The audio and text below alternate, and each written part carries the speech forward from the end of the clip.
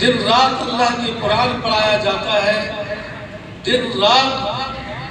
قال قال رسول اللہ کا درس دیا جاتا ہے، یہاں سے حافظ، یہاں سے قاری، یہاں سے مبلغ، یہاں سے مقرر، یہاں سے شیخ الحدیث، یہاں سے شیخ التفسیر پیدا ہوتے ہیں۔ تو میرے دوستوں، بزرگوں، عزیزوں اور ننے مننے طالب علموں، حقیقت دیکھا جائے تو آپ کا جو زندگی ہے وہ زندگی کا بہترین تربیت کا یہی مدرسہ ہے، یہی مساجد ہے۔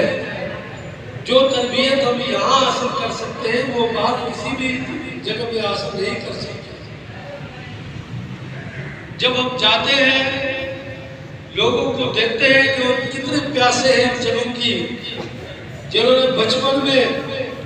اس جگہ کا قدر نہیں کیا، اس جگہ کے برکات حاصل نہیں کیے،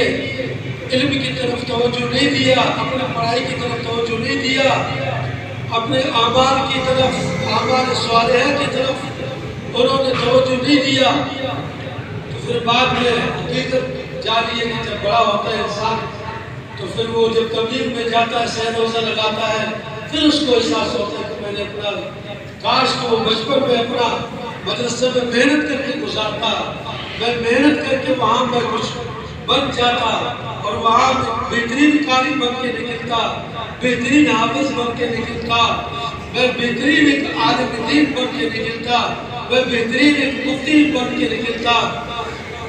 تو فرماتا پھر وہ افسوس ہی کرے گا کہ کاش میں نے اپنا اس قیمتی وقت کو کیوں ضائع کر دیا۔ اور حقیقت ہے آپ جو بیٹھے ہوئے ہو، آپ اپنے آپ کو پہچانو اس